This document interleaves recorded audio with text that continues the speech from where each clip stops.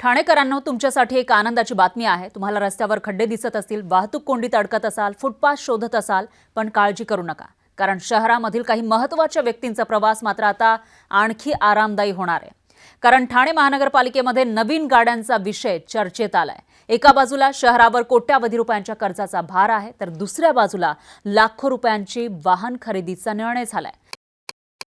आपल्या सगळ्यांच्या परिचयाचं मुंबईच्या जवळ असलेलं ठाणे शहर, जिथं लोकसंख्या वाढली आहे, वाहनं वाढलेली आहेत, इमारती वाढल्यात, पण काही समस्या अजूनही तिथंच आहेत।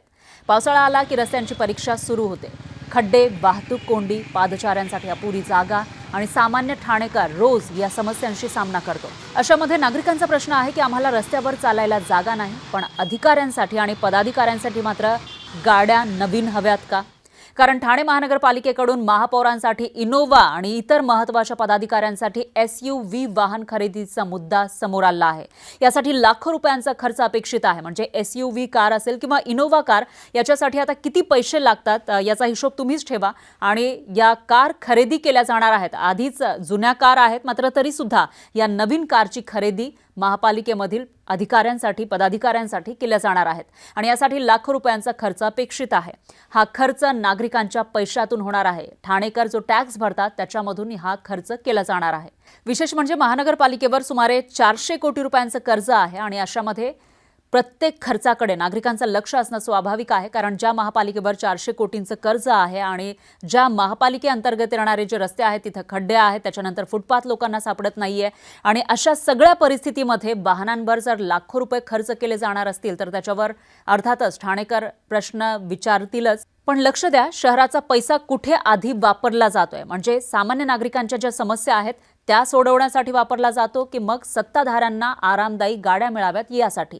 आता याच्यावर प्रश्न उपस्थित झाल्यानंतर सत्ताधाऱ्यांचं सुद्धा प्रत्युत्तर आलेलं आहे, स्पष्टीकरण आलेलं आहे। सत्ताधारी म्हणतात महापौर आणि वरिष्ठ पदाधिकारी हे शहराचं प्रतिनिधित्व करतात आणि त्यांना शहराच्या वेगवेगळ्या भागामध्ये जावं लागतं, त्यामुळे जनतेपर्यंत पोहोचण्यासाठी वाहनांची गरज आहे आणि त्यामुळेच ही नवीन वाहनं खरेदी केली जाणार आहेत असा दावा सत्ताधाऱ्यांकडून केला जातोय। त्यांचा हा युक्तिवाद आहे।